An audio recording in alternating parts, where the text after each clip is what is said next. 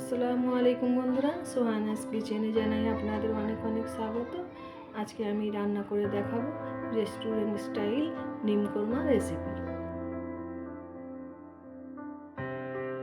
এখানে আমি নিয়েছি 4টা সিদ্ধ করা ডিম, আর নিয়ে এনেছি মিডিয়াম সাইজের 2টো পেঁয়াজ, 2টো কাঁচা লঙ্কা, 4-5 কোয়া রসুন, আর নিয়েছি 2 চামচের মতো পোস্ত বাটা আর 2 চামচ চারমগজ।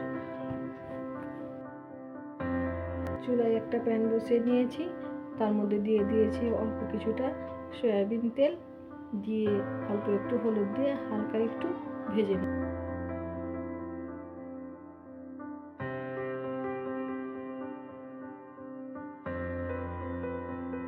ডিমগুলো আমার ভাজা হয়ে গেছে, এবার আমি একটা একটা করে তুলে নেব। ডিমগুলো কিন্তু খুব বেশি ভাজবো না, বেশি ভাজলে উপরটা একেবারে শক্ত হয়ে যাবে।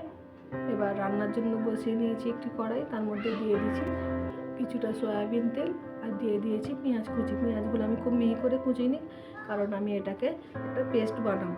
তারপরে দিয়ে দেব 2টো কাঁচা লঙ্কা ও 4-5 কোয়া রসুন, দিয়ে একটু নাড়াচাড়া করে 2-3 মিনিটের মতো ভেজে নিয়েছি। এবার তেল থেকে তুলে নিয়ে আমি এটা একটা পেস্ট বানিয়ে নেব।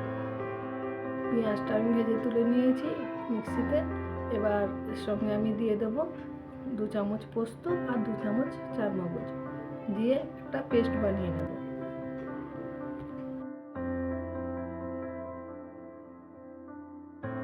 দেখতেই পাচ্ছেন আমি একেবারে মিহি করে এটা পেস্ট বানিয়ে নিয়েছি। তারপর আমি রান্নার জন্য বসিয়ে দিয়েছি কড়াই, তার মধ্যে দিয়ে দিচ্ছি বেশ কিছুটা সয়াবিন তেল। সয়াবিন তেলটা গরম হয়ে আসার পর দিয়ে দিলাম একটা তেজপাতা, 3টে এলাচ আর 3টে লবঙ্গ। অল্প একটু নাড়াচাড়া করে নিয়েছি। তারপরে দিয়ে দেব আগে থেকে করে রাখা পেঁয়াজ পোস্তর পেস্ট। এই সময় চুলার আঁচটা একেবারে আস্তে করে রাখবেন, না হলে নিচে লেগে যেতে পারে। 1 মিনিটের মতো নাড়াচাড়া করে নিয়েছি। এবার দিয়ে দেব কিছু গুঁড়ো মশলা।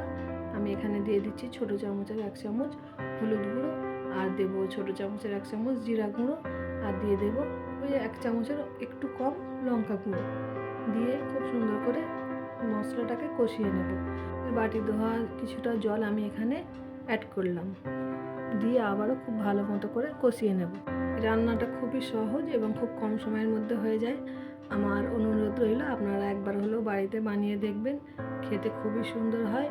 এটা ভাত কিংবা রুটি পরোটা সবের সঙ্গে খাওয়া যায়।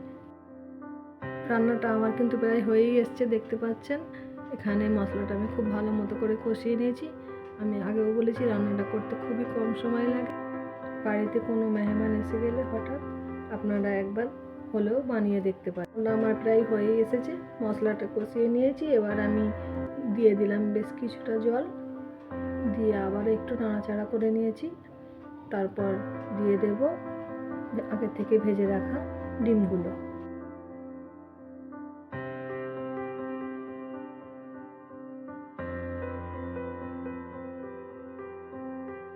এগুলো দিয়ে আমি গ্রেভির সঙ্গে একবার ভালো মতো করে কষিয়ে নিচ্ছি।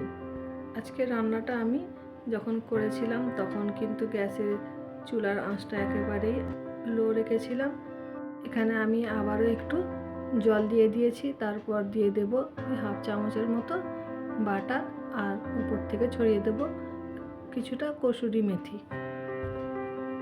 গ্যাসের চুলা একেবারে আস্তে করে 2 মিনিটের জন্য ঢাকনা বন্ধ করে রেখে দিয়েছিলাম। দেখতেই পাচ্ছেন আমার রান্নাটা কমপ্লিট। এই রান্নার মধ্যে জল কিন্তু একেবারেই থাকবে না, একেবারে এরকম থকথকে গ্রেভিটা হবে। হালকা আঁচে রান্না করতে প্রায় আমার সময় লেগেছিল ওই 15 মিনিটের মতো।